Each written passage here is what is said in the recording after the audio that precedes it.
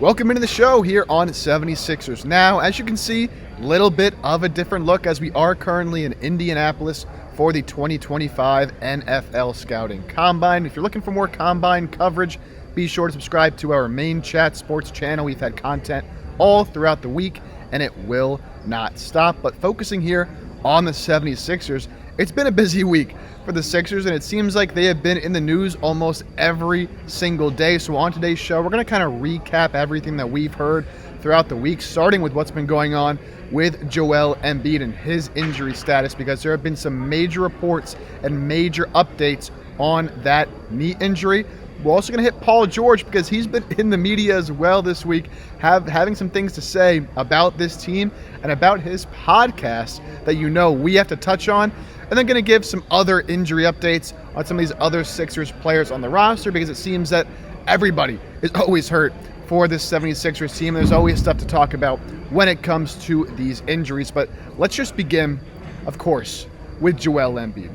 So early in the week, it was reported that the Sixers and Embiid are consulting with doctors on options to move forward with his injured knee. Clearly, whatever plan they had, trying to get him ready to play this season, sitting out games, missing a lot of time, it has not worked because he continues to experience swelling in that knee. And he recently experienced swelling in last weekend's game against the Brooklyn Nets, has not played since that game, and it's been a recurring theme for Embiid this season. So right now, everything seems to be on the table for Joel Embiid and the 76ers. Surgery is a potential option, again, as they explore all available scenarios to help Joel Embiid get that knee right.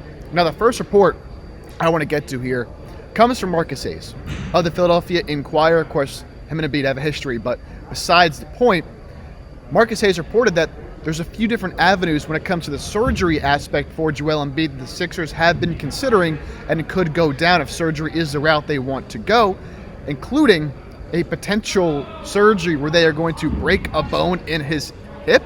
Here's what Hayes had to say. Joel Embiid could undergo one of these three potential procedures: a meniscus replacement, which I believe is very similar to what Lonzo Ball had when he missed multiple seasons dealing with a very similar situation to Joel Embiid, a low-dose radiation therapy, which does not sound fun to me, and then what he called an osteotomy, in which doctors break a bone in the hip to realign the joint to alleviate pressure. So potentially breaking a bone in Joel Embiid's hip. They're trying to figure out anything they can possibly do at this point to fix that knee, because traditional methods just simply have not seemed to work. Hayes added, one source called these procedures radical in light of the mundane injury and surgery that followed that brought Embiid to this point from last season. For some reason, what should have been a routine rehab and a routine return to play has gone horribly wrong. But look, we know it wasn't just that one injury last season that is the reason for him missing time right now. It's been the consistent surgeries on that meniscus that have led to this point now where he's experiencing random swelling and random discomfort in that knee, again, because he has had so many operations on his meniscus. So potential surgery options there that we heard early in the week. There could be some extremes if the Sixers do want to go down that route. Michael KB covers the Sixers, of course, ESPN radio, also reporting that Joel Embiid might have played and probably did play his last game of the season, saying league sources indicate that we have probably already seen the last of Joel Embiid for the season. Also adds shutting down Paul George should be the next move, and reducing Tyrese Maxey's workload wouldn't be a bad idea either.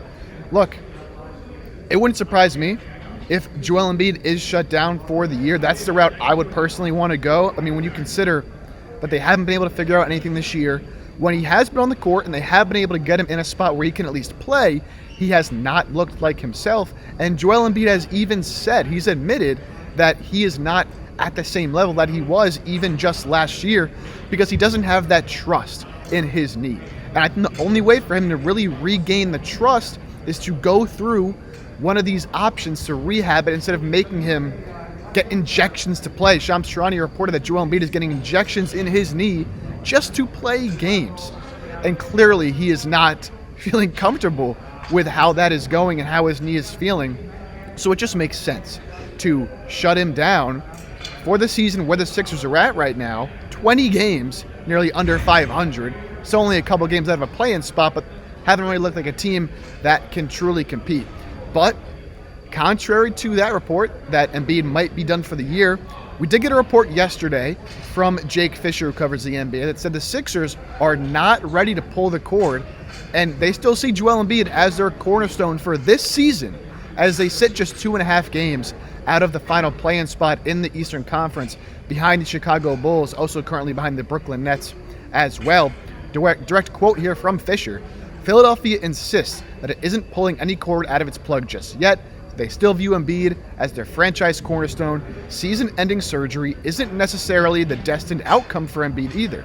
As insane as it sounds, despite a miserable record of just 20-38, Philadelphia woke Thursday just 2.5 games out of the 10 seed in the East that secures a berth in the league's play-in tournament. Of course, you got to win a couple play-in games to even get into the playoffs, and Sixers' goal coming into the year was a championship. So why are we fighting just to get into the play-in when this team has not shown the ability to truly compete?" And that's what this all comes down to for me. I think it would be insanity to get Embiid back on the court, force him to play, and risk even further injury given what we have seen from this team this season, even with everybody healthy and everybody playing. They have not shown to be a competent, competitive team up there with the top teams in the Eastern Conference, really outside of the Christmas Day win against the Boston Celtics and then one win against the Cleveland Cavaliers. For the most part, they've been terrible against teams with winning records, even when they have everybody on the floor. And now they're dealing with injuries. You'd be playing guys, of course, Embiid as well as Paul George, through these injuries. It just doesn't make sense. What I think the smartest move here is for the Sixers moving forward, look, you just signed Joel Embiid to that long-term contract.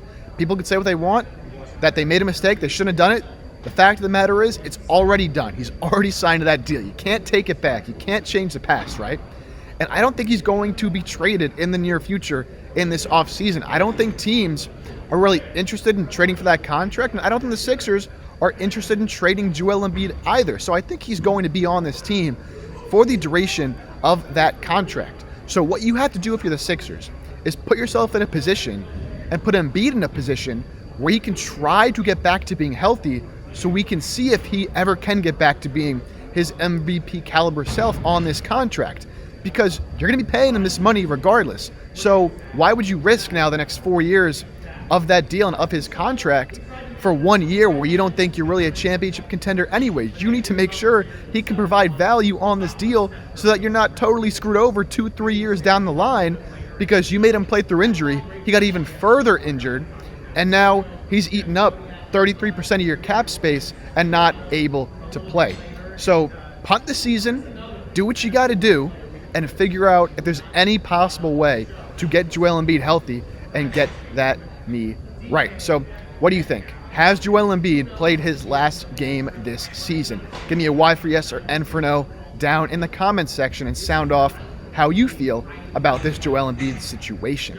Next, I want to get to Paul George really quickly because he made some headlines this week with a couple things he was saying in the media. First, Paul George was sort of asked about the Sixers and where they stand right now as a team, their competitiveness, and he was pretty brutally honest with what he said. Paul George said, "We have shown no signs of a team that will compete. We just don't have the habits of a champion or a playoff contending team would have. To be honest, right now it's a little far-fetched to make the playoffs. All we can do is work hard and try to just keep going."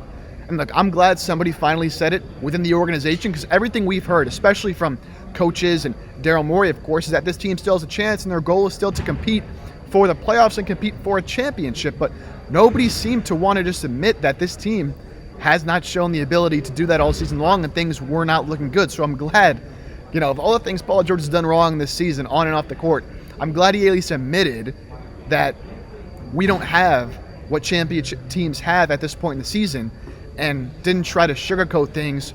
At least he saw it for what it really is, and it was real with the fans for once, because I feel like when it comes to especially the front office, the coaching staff, and even some of the players, they're not always real with what they believe, or at least what they say to the media in terms of this team this season. But then, after that happened, Paul George went on his podcast and said this: I plan to take a break from my podcast to focus on getting my body right, getting mentally right, and help the squad make a push towards our goal to finish the season out and gives ourselves a chance to be in contention to compete for a championship.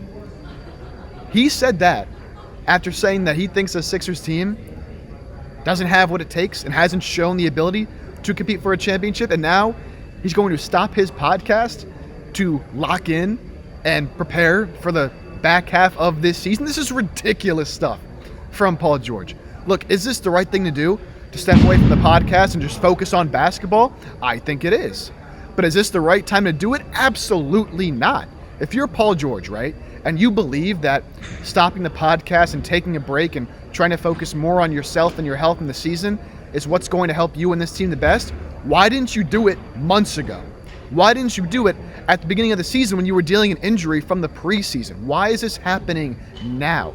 It just doesn't make any sense, the timing of this. It's like he's looking at the situation, thinking he's doing the right thing, and while on the surface it might be the right move, and I do agree with taking a break from the podcast, it's just like he's trying to save face, because I think it's way too late. And you know what else? If it does work, and over this last half, 20-something games of the season, he does play better, it's not going to be a good look for him, and probably for other players who have podcasts, because if he does play better down the stretch, then all of a sudden, the questions become, well, why didn't you just do that earlier? You could have been playing better from an earlier part of the season instead of when the Sixers season is all but over at this point. Pretty crazy to me, but that's what Paul George was getting in the headlines for this week. Rounding out here with just some 76ers injury news in general, Eric Gordon did undergo wrist surgery after Nick Nurse had said they were seeing multiple specialists for that wrist of Eric Gordon, and they couldn't really figure out what was going on or what was wrong. He has now had the surgery. He says he's out for 3 months. He'll be reevaluated then. That puts us May 28th. Sixers season will be over by then. So Eric Gordon is done for the season. He does have a player option, I believe, for next year, so we'll see if Eric Gordon is back. Otherwise, you might have seen the last of Eric Gordon in Philadelphia. Gershon Yabusele did suffer an eye injury earlier in the week. He did miss the game against the New York Knicks, but is expected to be back for Saturday's game against the Golden State Warriors. By the way, Steph Curry just dropped 56 points against the Orlando Magic on Thursday night, so that'll be fun to see Steph Curry match up against the Sixers. But Yabusele did practice today in full on Friday, so he should be good to go for Saturday's game. Justin Edwards did return from an ankle injury against the Knicks. He had missed some time since the All-Star break dealing with that, so hopefully he is all good to go. Big piece, of course, young player of this rotation. And Kyle Lowry continues to be out with his hip injury. He's barely played at all this season. Just more of a coach almost at this point because of how little he has been able to play. All right, that'll do it for today's show. I want you to predict it right now. Will the Sixers make the play-in tournament? Not the playoffs. Do you think they can make the play-in? Just type make or miss in the comments section, and that'll do it for today's 76ers Now. Coming at you from Indianapolis at the 2025 NFL Combine. We'll be back from Indianapolis here shortly, and then more regular content will be to come.